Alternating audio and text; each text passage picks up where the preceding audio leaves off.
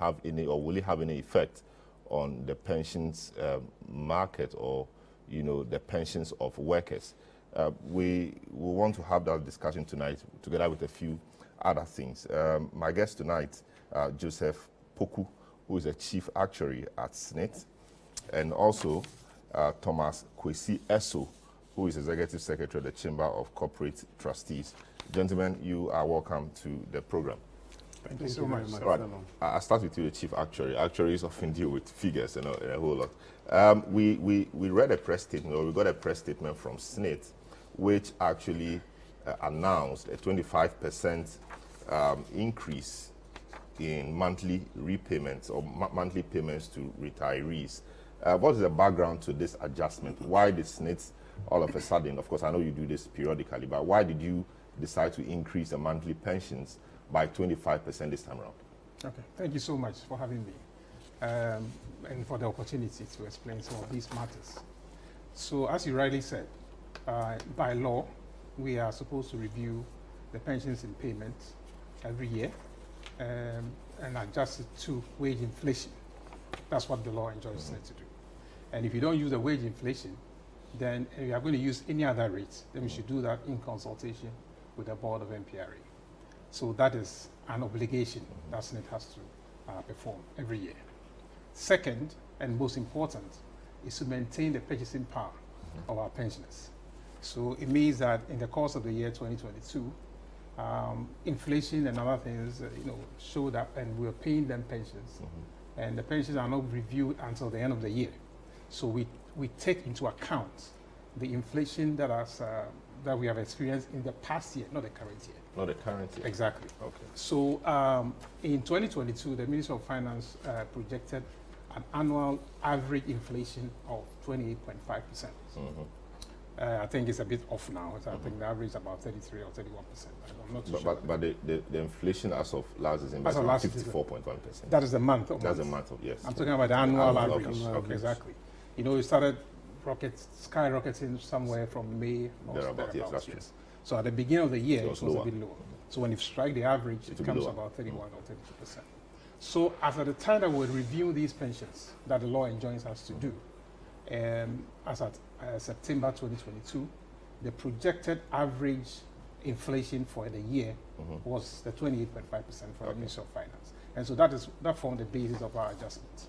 And we looked at the trend, how it was moving, and we also considered, in fact, the indexation, as we do, is not only dependent on the inflation or the wage inflation, if you like. The ability to pay is also a key factor. Ability for the trust to be able to pay that kind of adjustment that will come to is critical. And also the long-term sustainability of the scheme, that is also key. So you may decide to pay a rate that is so high, and it will make everybody happy in the short term, but going forward, the scheme may not be able to sustain that. It will collapse, and the people you pay will not even have money to pay them.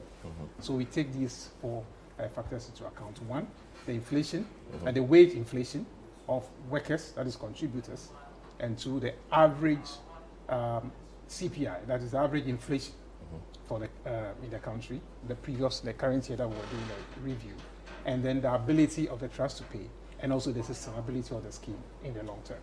Okay. So these are the ones we put together and arrive at this 25%. And it's instructive to know, if I can add quickly, yes, that the 25% is about 150% more than what we paid last year. That's in 2021. 2021, coming into 2022. So the 2021 review, which we paid in 2022, it was 10% flat. So this time, because of the economic situation and everything that is happening in the country, we took that into account, and the inflation, as I mentioned, and arrived at this 25%.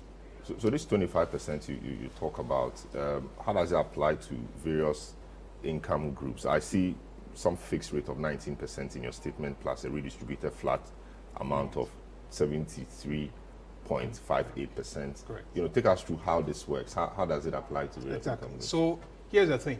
So we decide on the inflation rate, as I indicated to you, 25%, based on the ability to pay and the sustainability of the scheme.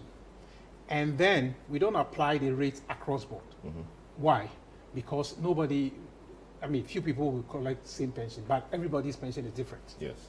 So we have from the lowest to the highest. Now, if you apply the 25% across board, what you do is, for example, the highest pensioners last year was receiving something in excess of 142,000 a month plus. And then if you apply 25% of it, a quarter of it, that's about 36,000. So you are giving that person 36,000 extra. The one who was on the minimum pension as last year, 300 cedis, if you apply the same 25%, that's about 75 cedis. So you are giving him 75 and giving this person 36,000. That is not fine, if I agree. With the solidarity principle of Social Security, we employ a mechanism we call redistribution. Okay. So the redistribution, what it does in simple terms is, you determine a rate, a fixed rate, that everybody's going to get. Usually, if under normal circumstance, I did not be in this kind of situation we find ourselves in as a country, the inflation rate is supposed to be less than the wage inflation. Because wage increases, you have other factors. You have productivity coming into play. You have, what you call it, inflation itself coming into play. So it's supposed to be less than the wage inflation. But this, what my boss would want to call that this kind of dislocation in the economy has turned it upside down. Okay. So rather, the inflation is now far bigger because the wage inflation was 12.09% in 2022. But the CPI average, as I told you from the beginning, is 28.5. So it's the other way around. So if it had been a normal situation, we're going to have the inflation being lower, and so if you give a flat rate, at least everybody's going to get the inflation, and then the excess is what we're going to redistribute, so that you make everybody whole, like everybody will get at least inflation, and then you redistribute the excess, so that those at the lower end, the low earning pensioners, will now have a higher percentage effectively than those at the upper end. So, for example, in this particular one that we did, the 25% was split into 19% flat rate for everyone, and then the 6% was converted to cash. And then it was divided equally among the total number of pensioners of the payroll. And that came to 73 cedis? Exactly. So because we had about 234,000 odd numbers, pensioners on the payroll as of December.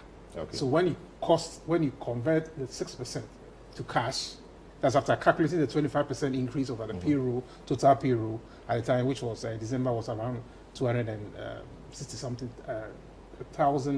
million cedis. Then you get a fixed amount, and then 6% out of it in cash. Then divide by the 234,000 pensions. That will give you the. I see. That's quite interesting. The reason we do that is, for example, the person on the minimum who was receiving 300 cedis at the time, he gets the 19%. And he gets a 73.83. Yes. So when you do that, effectively, he's getting 43.53%. From the 300 to the 430.53 pesos. So he's getting 43 point, and the person getting 500 will get something like 40%. The person getting 1,000 will get like 20. So the higher you go, the lower it becomes. So the highest earner who's getting 19.05%. So that's how the redistribution does. I see. So per the new law, we have the tier 1, which is the SNIT, is it the BNSSS, the SNIT, the Basic National Social Security Scheme. Which is what we've known all along. And then now we have the tier 2 and then tier 3. Tier 3 is what many people call the Provident Fund, right? And that is not the compulsory part. It is not compulsory. It's optional.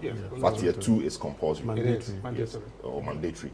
And we've seen this private, and the tier 2, tier 3 are managed by private, pension funds or people. And we understand from the data that this has grown, to the extent that now you guys now control about 71% of the asset under management. Can you walk us through how this growth, occurred, or how come we are here? How come you are making more than the BNSS or the SNIT itself as we know it? Right. Thank you very much, Salom, and good evening. Good evening to your viewers also. I think we are all aware about the pension reform that took place from the 2008 and then the act actually being passed in 2008, but actually implemented around 2012.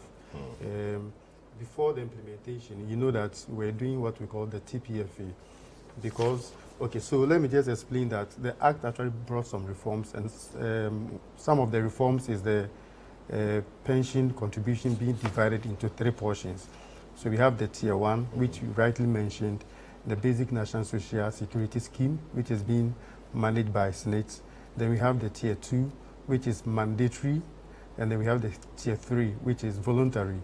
Now, the Tier 1, employers plus employees.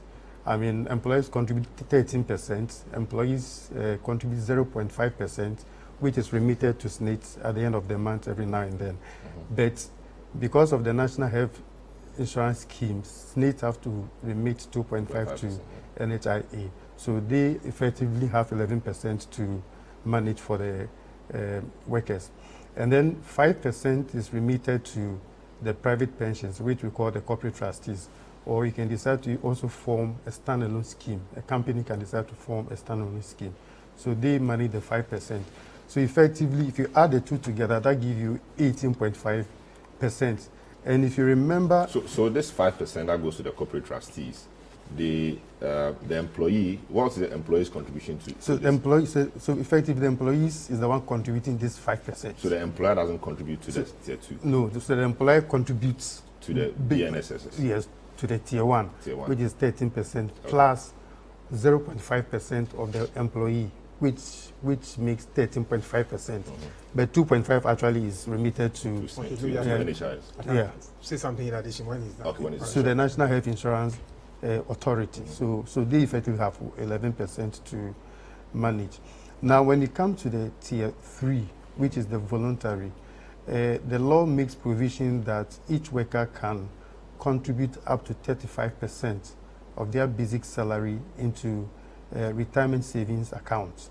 I mean, so 13.5, 5%, that is 18.5, then you are left with additional 16.5%.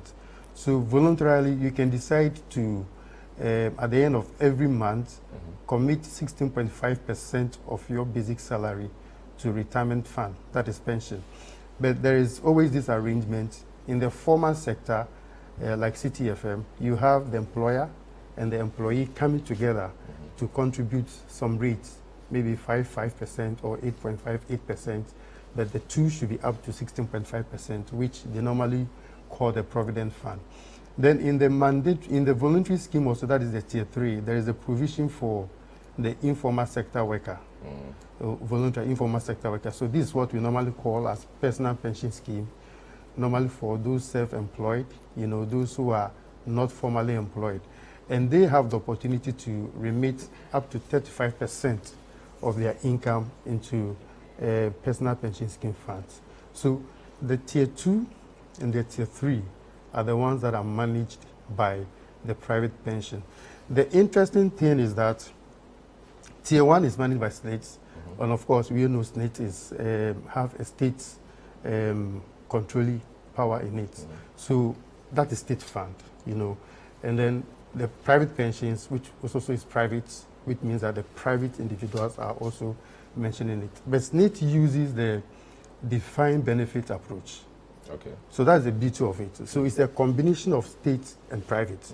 And SNIT uses the defined benefit approach, which means that as you start contributing, in fact, if you go to Act 766, the law defines how you earn your pension when you contribute to the Tier 1. The law defines how you earn it.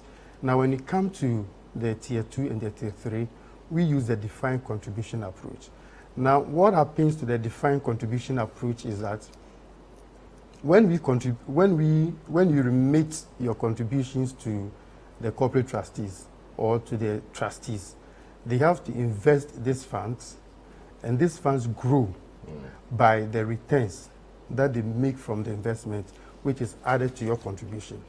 So the growth of the fund is actually by your returns, the returns that the fund gain, that is added to your contribution. So that is why you realize that normally, I'm sure you guys you are also signed on to some of these corporate trustees. When you receive your statement, We have what we call the unitization. You have some certain price there that tells you the number of units that you have. So every month when you do your remittance, when your accountant does the remittance to the corporate trustees, your figure is converted to a certain unit or certain shares. Then there is a price always being determined at the end of the day to determine what the value of your fund at any period, any time. So your funds in tier 2 and tier 2 actually will grow by the returns that the corporate trustees or the private trustees make on the funds for you. So that is how the tier 2 and the tier 3 grows. I see. So this is the point of view. We are discussing the state of pensions in Ghana. We have just looked at the various forms, tier 1, tier 2, tier 3, and the fact that, I mean, SNIT itself, sometime last week announced a 25% increase in pension or monthly pension payments to its retirees, and we've just been told what that means and how the redistribution is and a whole lot. And we've also just now been told how the tier 2 and tier 3 work and what really is accounted for its growth. It's not said a lot about that though. I will take a quick break. We will return and then get some clarity on that. And we know that the highest earning pensioner will be receiving around 169,725 cedis. That's quite a lot of money. And the lowest earning pensioner will receive some 430.58 pesos. We want to understand how that happens and how much really can you contribute to get to those levels, and then a few other things. This is the point of view. We'll be right back. Don't go away.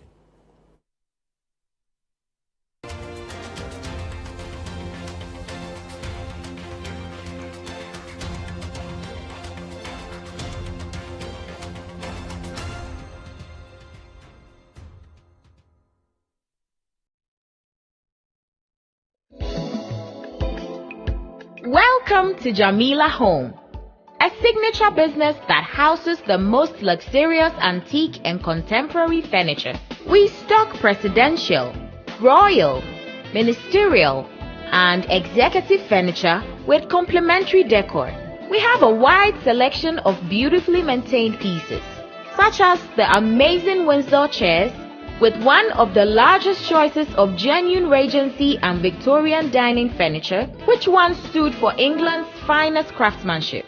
Renowned across the world for its luxurious and detailed features, alongside a brilliant blend of Italian contemporary Versace royal set in absolute elegance. Visit our website www.jamilahome.com. Contact us via phone call and WhatsApp on 0302 437 228 and 0205 555 525. We are located at 13 Westland Boulevard, Accra. Jamila Home, your first and best furniture showroom in Ghana and the world. Pepsodent is aware that globally, 1 in 2 children suffer from cavities. That's why by giving her Pepsodent, you're not only protecting her teeth, but also helping her grow up and thrive at every stage of her life with a healthy and confident smile, so she can succeed and achieve all of her dreams. Because every smile matters. Finally, anyone can become a house owner. Oh, wow. Yeah. You Go Flip, a real estate gaming platform that allows you to play and stand a chance of winning a house or cash or consolidated prizes, such as savings towards a house. Simple and easy to play.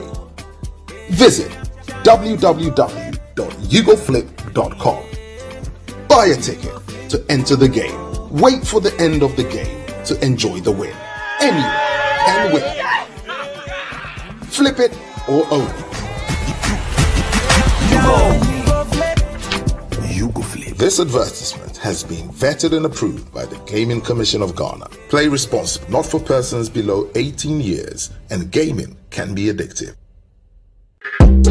It's City on the Go. You don't have to miss any of your favorite television and radio shows on City TV and City FM. Enjoy thrilling content from your world of great television and relevant radio at your convenience. Subscribe to CityTube on YouTube. Turn on your notification button and receive prompts on our live streaming sessions and new content uploads. For easy access to the CityTube page, scan the barcode on your screens. Subscribe to the CityTube page and voila! Unlimited content awaits you. Don't forget to subscribe to CityTube for amazing content from City TV and City FM.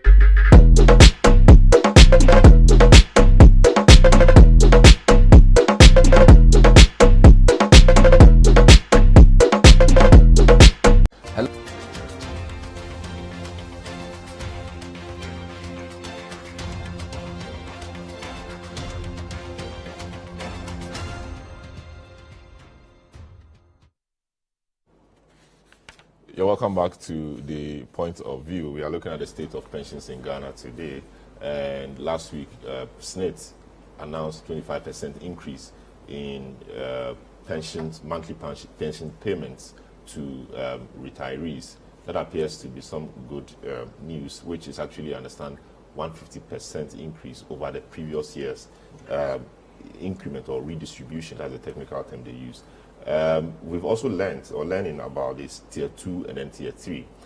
My guests are Joseph Poku, who's the chief actuary at SNIT, and also Thomas Kwesi Eso, who is the executive secretary of Chamber of Corporate Trustees. So you just explained that in all there's 18.5% that the employer will have to contribute to the entire pensions fund. 13 from the employer, 0.5 from the employee. No, 5. So 5 point, okay. No, 13% from the employer, and a 0.5. 5.5. 5.5%. So let me just explain it from this angle. So the Act makes provision for 35% of your basic salary to be contributed to retirement fund, which has been broken down into 3. The tier 1, which takes 13.5% of the 35%. Yes. And tier 2 takes 5%. But the tier 1, employer have to contribute 13% of that your tier 1. Whilst you, the worker, you contribute 0.5%. Yes. No. I'm coming. Whilst you, the worker, contribute 0.5%, that makes the tier 1 13.5%. Yes. Then you, the worker, contributes 5% to your tier 2. Okay. Then there is the gap of 16.5% because these two give you 18%. Which you can use for the provident. So which you can use for the tier 3, the voluntary. So in essence, the employer contributes 13%. Yeah. And the worker, together with the tier 1, tier 2, contributes 5.5%. Yes. Out of the 5.5%, 5% of that is remitted hard to off tier and 2. given to tier 2. Yeah. That's what you guys manage. That is it. All right. So I think that's fine. Yeah. But okay. So let's quickly. Let me clear something. We don't want to separate it out. You don't separate it. Okay. Yes, because before this 3-tier system came, workers were contributing 5% already. Okay. So the 3-tier system increased it by half. Okay. To become 5.5. Okay. And the employer also increased it from 12.5 to 13. 13. That's Okay. how we had a 18.5% in a kitty. Okay. And then we separate it from there. Okay. So if you say 5.5 is from the employer to tier 1, that might be problematic. Okay. Because it was already 5%. Yes. So that's that will fine. contribute to tier 1. That's fine. You control today about 75% of the asset under management in the sector, but you are just new. Act 766, was passed in 2008. Implementation started somewhere in 2012. 11, 12 thereabouts. Yes. SNIT has been around for a very long time, and they get a chunk of the contribution. What is it that has made you grow faster or growing faster than SNIT? Is it as a result of good management, or what really is it? Okay, so let me say that it's a multiplicity of factors. Firstly, let us just be aware that SNITs have been around for a very long time. Okay. And they've been paying out of the fund for some time now, until the new Act made brought this new arrangement where we have the basic national social security scheme, and then the private pensions also handling the tier 2 and the tier 3. Okay. And so you can understand that SNID have been paying out, from the fund all the time.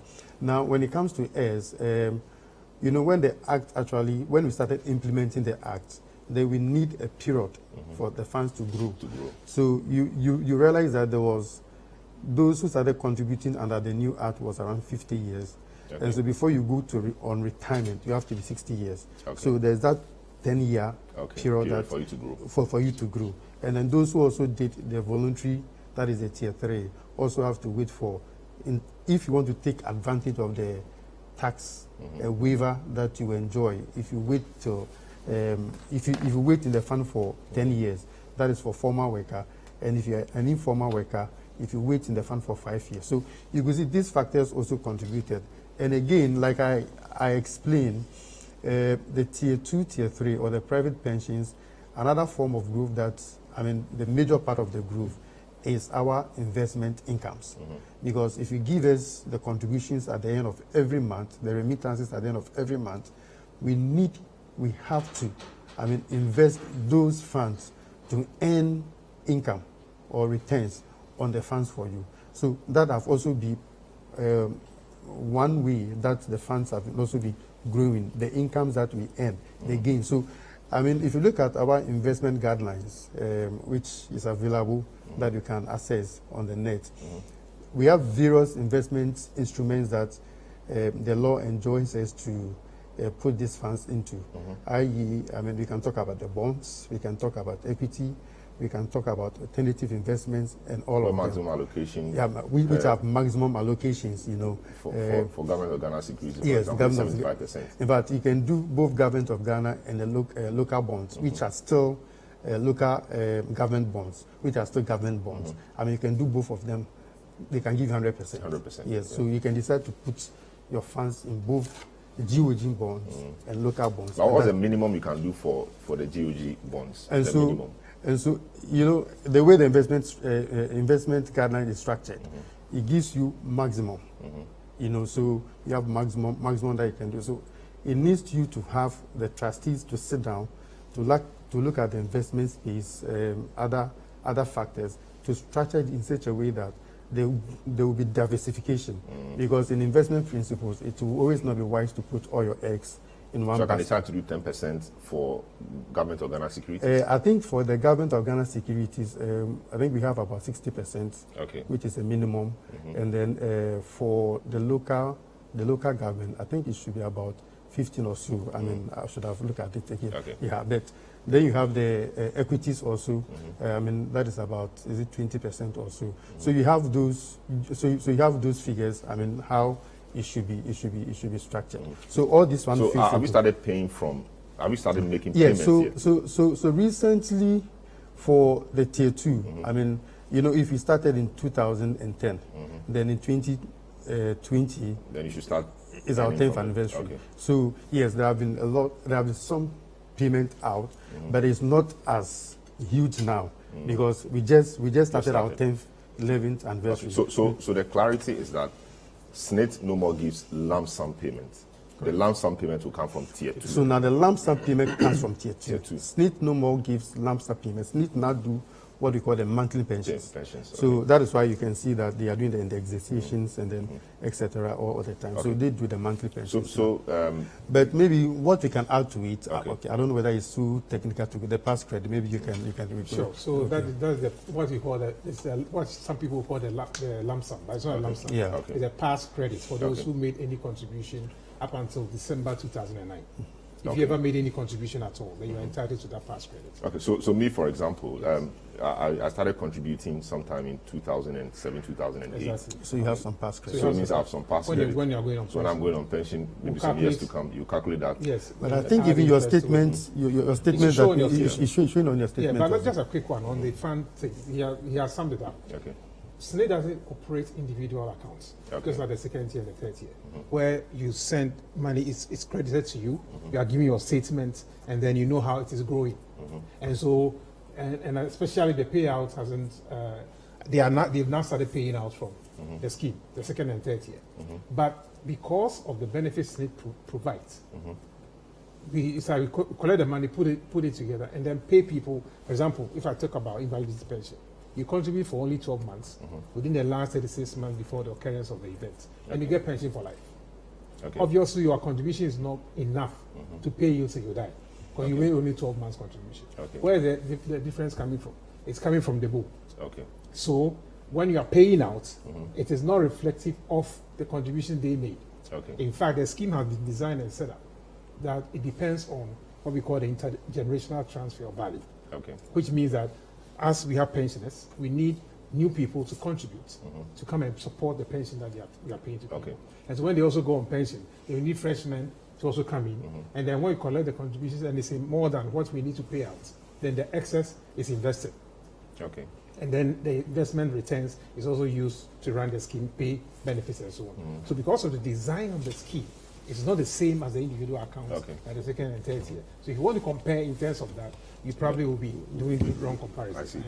And especially when they grow, when they mature and they start paying, you see the difference. It will level up. That's how it is. I see. So it's not based on bad management. No, I get that now. So I wanted to be clear that we can talk about that. I mean, is it proper to say your pensioners or your retirees? Yes. I mean, now they have a 25% increase in their monthly pensions. Correct. What's the feedback from them? I mean, are they happy about it, or do they think it's too small, given the current economic situation, inflation, etc.?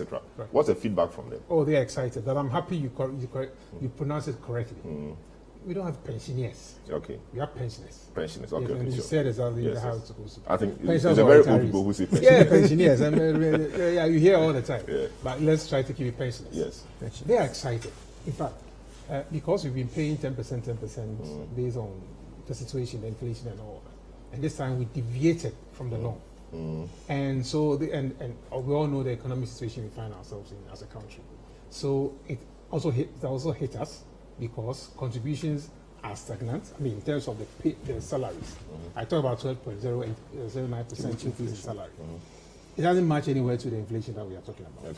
So they were expecting even less than 10%. I remember after the press conference that we held on Friday, the National Pensioners Association chairman, the president, when interviewed, said they were even expecting something less than 10% because of what was happening around. And then they saw 150% increase over the previous indexation rate of 10%. So that is exciting news for them. In fact, the chairman said the media should capture that they received a divine intervention today. Whoa. Yes, that's how excited I see. About so I mean, the lowest earning pensioner will be receiving 430 cedis. That's quite a small amount of money. Very well. The highest earning pensioner will receive in excess of 169, almost 170,000 every month. Correct. You know, what kinds of contributions did these two people make? You know, and how can somebody, you know, grow to these levels? So let's start from the lowest earning person. In simple terms, what you put in determines what you get. Yes. So about how much did this person put in? Exactly. Yes. You'll be surprised to know that this person who is even getting the 430 up from 300 cedis last year, some did not even, when we are going strictly by the law, as stated in the Act, they don't even, are not supposed to get the 300 and then the 430 because they are, the law is clear. The formula is stated in the law.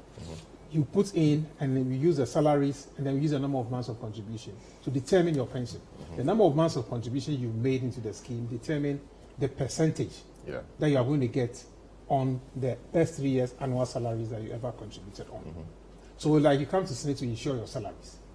If you come to us, my boss, the DG always makes an example that, if you insure a Mercedes and you get involved in an accident and it's a comprehensive insurance, you expect to be replaced, for the insurance company to make you whole. So you get your Mercedes or something close to the Mercedes. The same way if you insure a Picanto, for example. If you get involved in an accident, that's what you get. So the salaries you come to Senate to insure, in other words, the salaries you declare on which you pay your contributions, will determine the pensions you get at the end of the year. At the end of the retirement. So I'm curious. So I don't know if this is possible for you to do, but about how much was this person earning 170,000? Okay. Paying on monthly basis. Monthly basis, exactly. Just roughly. Let me clear this. So this person belongs to the old scheme, the PNDC law 247. Okay. There was no limits. You could contribute from anywhere, and then since you accept it, and then pay based on the formula.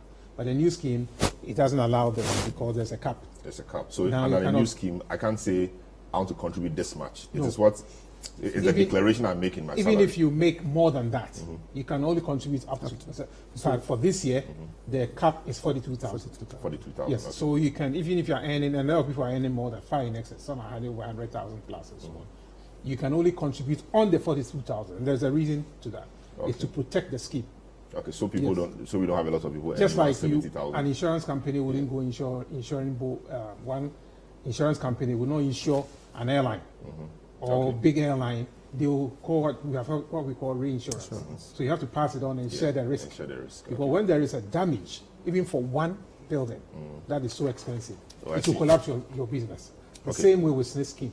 Okay, so I So that see is that protected. earlier before this announcement, there was another public notice that maximum insurable earnings increased to 35. No, from 35. From 35,000 to 42,000. 42,000. So that's explanation. So That's explanation. if I earn 1 million, Yes. I can only make payments on the 40, 30 You can only insure 42,000. I only insure for the I see. 2,000. So that we protect the Protect whole the scheme. scheme. So a lot of people don't earn this much This much. So to can you collapse the imagine? scheme. Exactly. And this is paid every month. every month. And it's subject to review every year. It see. keep going up. But this is really cool. This is really how to go Yeah, on it's cool. retirement. Yeah. You know, you So get at this that amount of time, he money was every- earning from different sources. Okay. He owned the company and was paying, and it's legitimate. They were legitimate. So earnings. if I work at 3 different places, Yes, you are allowed to pay. so I can pay You can pay three Smith on different all 3 of them. In fact, you are obliged. Okay. The employer is obliged to pay contributions I on see. your behalf. I- So when I it see. comes together, and it doesn't exceed the 42,000, you get all the contributions. I see. So you've not spoken much about the tier 3. Yeah. You know, what are the prospects of that The tier 3 as well? Okay. growing? So let me just add Okay, briefly sure. to what is, especially on your question of how somebody gets the chance to earn that much, either 430,000 or 169,000. I think he has 436, explained. yeah. He has explained nicely. But let me just add that all of us, contributors to pensions, Yeah. we can just do a very quick computation. Now, assuming that you fulfill all the laws, all the requirements, and therefore you are earning the highest pensions. Now, at 766, you can only earn 60%, up to 60% of your insured salary. Okay, you can only earn up to 60, 60%. That's the maximum. So that's the maximum. So if I earn 1,000 cedis, So calculate your 60%. I can only earn 600 a 600 month. a month. Okay. So I'm saying this because, we'll do the 3-year average, which will come to the monthly. At the end of the day, the maximum that you can earn is 60% of your average monthly SNAIT. When the computation is done, when you fulfill, that is even, you must have contributed for about 40 years. Yeah, you must have, then before you 35 can. years. 35 Okay, let's 35. Before you can earn the point of 1.125 every year to get you to that 60%. So in that case, my advice for workers is that if you want to know how much you'll be earning in the future as pension, just do a simple calculation of 60% on your salary that you are insuring now. So if you are insuring 600 Ghana cedis, do computation of 60% on it, that is 360. Okay. If you are insuring 1,000 Ghana cedis, do 60%, that is 600 Ghana, so that it prepares you towards how much pensions you are going to earn in the future. In addition, not only that, that is if you're able to contribute That for is it. 35 years. For 35 minimum. years. So Okay. if you are able to fulfill 35 years, Yes. but if That's you are when not, get 60%. So you Yes. start from minimum 37.5. 37.5. If you do 180 months or 15 years. Yes. All the way then, as he said, 1.125 every year or 0.09375 every month. So 35 years. 35 years. Then you get the 60% maximum. It's Maximum. the average of your No, that- salary. Yes, so the best 3 years. The best The 3 working years. life, For the you number find of that months. one, and if you made it 35 years, you get a pension right of 60%, and now you multiply by the average, the best 3 years, and then that becomes your starting pension. Not too bad, actually. and so what it means is that you can earn as little as 37.5 or up to 60%. So whatever salary that you are earning, just do the computation between these two and know where you are going to fall in the future. Now let's go to the tier 3. Okay, just do that quickly. We need to go for another break. Okay, so let's go to the tier. I think that one good thing about at 766 is the provisions that it made for self-employed and then self-employed people or the informal sector to also have a chance to contribute to pension, so that when they also, for the informal sector workers, one thing about them is that they don't actually have a defined pensionable age. Yeah. Because depending on what you can do and depending on your strength and depending on the business circumstances, you can either be out of business now, or if you are lucky, if you are strong enough, you can work even after 60 years. So now the arrangement has been made in such a way that, and some of them can also easily become incapacitated because of the jobs that they do. So one beautiful thing about the Act 766 is the provision for the informal sector. But unfortunately, if I look at the data right now, we just have about 4% penetration into the informal sector markets. That means that we don't have a lot of people in the informal sector contributing to SNITs. And we all know that in Ghana, our informal sector is the largest. Providing about 85% of employment, the whole country. You can look at the informal sector workers from Abosokai, Mokola, Magazine, everywhere. And they are providing the huge employment. But they are the ones that even contribute less to SNIT.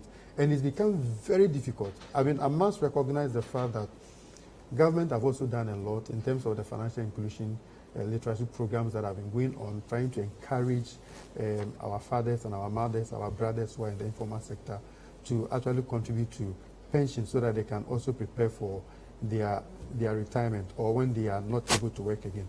I must also say that the regulator, National Pensions Regulatory Authority, have also been organizing sensitization programs in order to sensitize the informal sector workers so that they can also contribute to pensions and prepare for their retirement. But unfortunately, the penetration is very well. So this is a point of view. We are discussing the state of pensions in Ghana.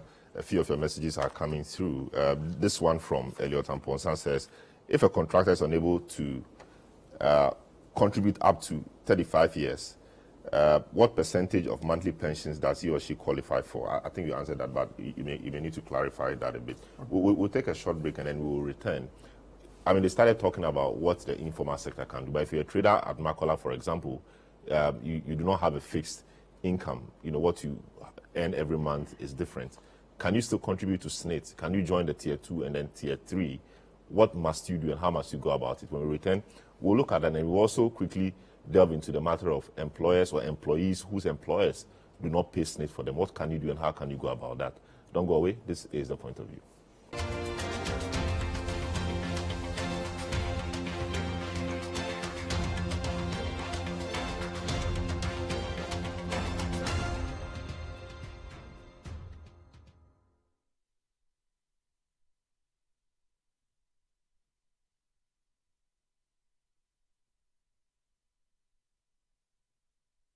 Hello and welcome to the Effective Living Series 2023. Another year is upon us, and we are poised to kickstart this new revolution with the utmost zeal. City TV and City FM present to you another rewarding season of the Effective Living Series. This year, the Effective Living Series will be riding on the back of the theme 2023 Starter Pack, Building Back Better. Every week in the month of January, our team of renowned experts, alongside our exceptional host Bernard Avlem, will delve into various thematic areas that have been carefully selected to cater to your holistic well-being in the coming year. Week 1 will focus on the importance of physical preparation for 2023. After that, we will take a look at emotional and mental health imperatives for 2023 in our second weekly series. Then, we will proceed to the third weekly series with emphasis on professional priorities for 2023. In our fourth and final week, we will dig into the strategic conversation on building financial foundations for 2023. The Effective Living Series will be live on the City Breakfast Show on 97.3 City FM at 9 a.m. and on Breakfast Daily on City TV at 9:30 a.m. from Monday through till Thursday. So join us and let's get ready to be equipped with practical information for building back better in 2023. The Effective Living Series is sponsored by Enterprise Insurance and Hallmark Freights and Logistics Ghana Limited.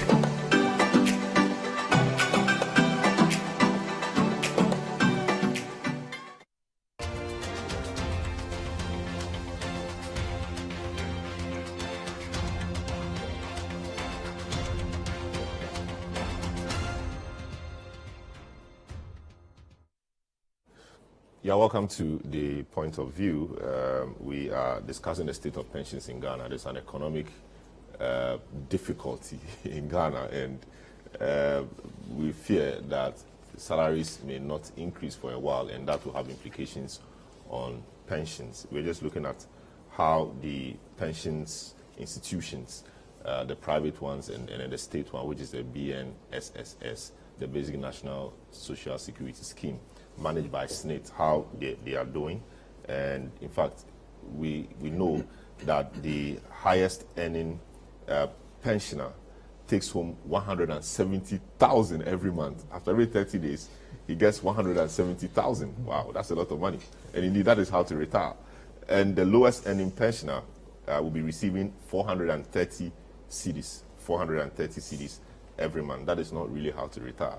You know, so we're just looking at all of that. So we're talking about the informal sector. So if I maybe sold plantain, for example, in Makola, and I'm listening to this discussion, I'm interested, I want to secure or ensure my future, however you put it. What can I do? Can I just walk to any SNIT office or any private pension schemes office and say, my monthly income is not really assured. I don't really know how much will come because it varies. But I want to join the scheme. Am I allowed to do so, and how do I do that? Okay, so that's excellent. So they can continue with their second and the third year, but they also deserve pension. Okay. Just like those in the formal sector in suit and tie, like you and I, and those sitting in the air conditioning offices. But he's not in tie, but that's fine. I'm just saying. So as I told you, the scheme has that principle we call that. That's what I mentioned. That intergenerational transfer of value, where people's contributions are used to pay pensions. These informal sector people, they don't enjoy this kind of benefits. They are the ones who are, as he mentioned, a lot of them, 85%. Yet some people are paying for others to enjoy pension like 169,000 plus. So they can continue the second and third year and still enroll with SNIT and enjoy pension. In fact, we made it so flexible for them. I don't understand, because the second tier, for example, comes from the 18.5%. Exactly. So that's what I'm talking about. You know, he was talking about the second and third, like, you know, it's optional for the third, for example, the provident. And if you enroll with SNIT, you technically, or basically, it covers the second and the third year, because you need to pay, if you are not 45 years, that is between 15 years and 45 years, you can enroll. And so you pay your contribution just like any other member of the scheme from the formal sector.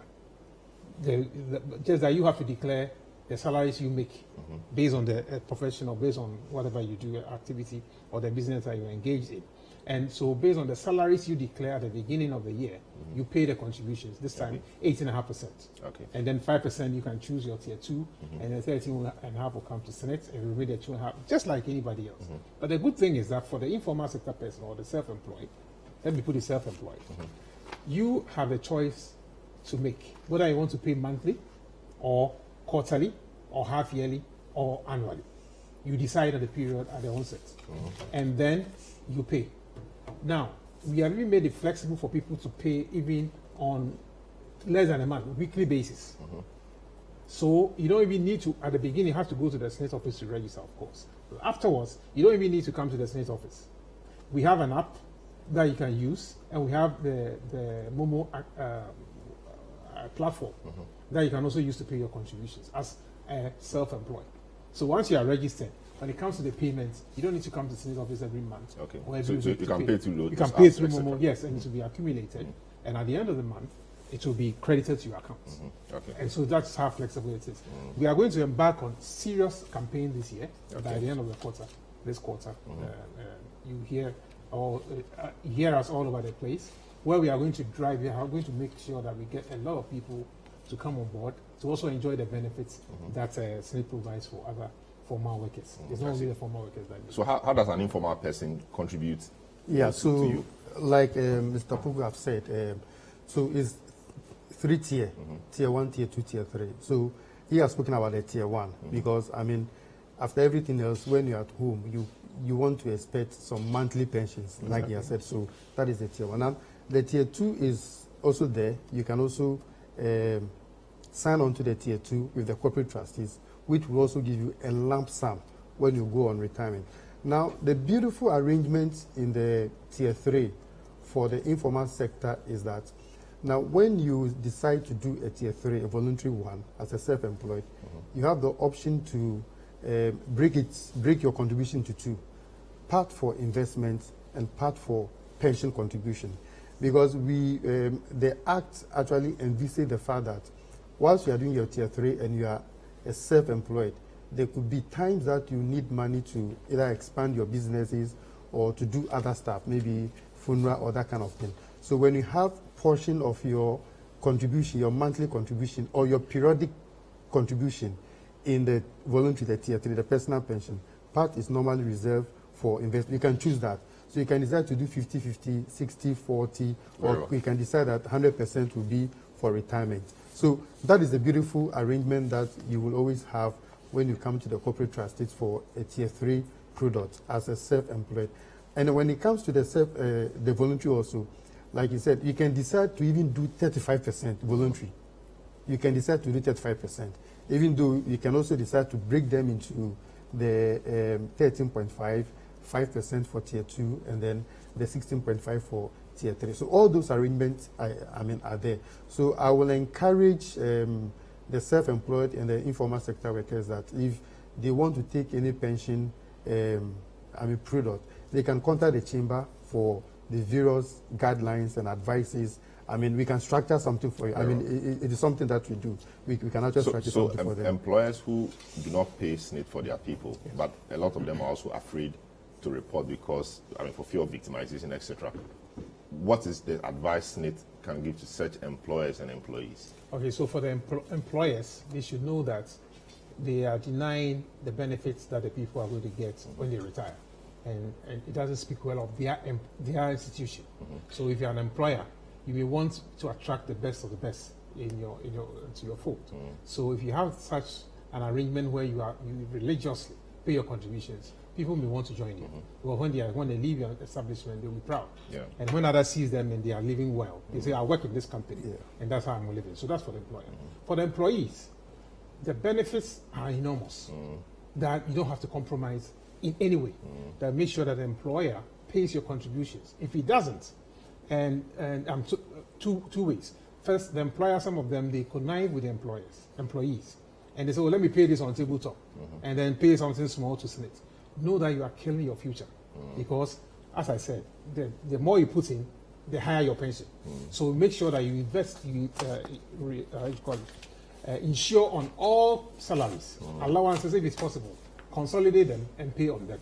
If it's the other way, where the employer is rather deceiving SNIT, it's quote unquote, and trying to play fast one on the scheme against your interest, you have avenue to report. Very well. And there's a team to do that and will protect your so the major difficulty we envisage from the economic problems we have is that salaries or incomes may not increase, and that will make the contributions stagnate for a while, which really is not good for the schemes, right? Yeah. All right. So I think we need to do this again. Yeah. We need to, but let me just add to what he said. Just 2 seconds. Yes, just 2 seconds. That if you are a worker and your employer refuses to pay your SNIT or the right percentage on the right amount, you, the worker, you are cheating yourself. It's the employer who gains. Very well. Because don't forget that the employer is contributing 13%. And so he gains that 13% by not contributing for you. Very well. So we're out of time. So this is how we conclude today's edition of the program. My guests have been Joseph Poku, who is a Chief Actuary at SNIT, and also Thomas Kwesi Esso, Executive Secretary of the Chamber of Corporate Trustees. My name is Selom Adunu. Catch you on Wednesday for another exciting edition of The Point of View. Have a good evening.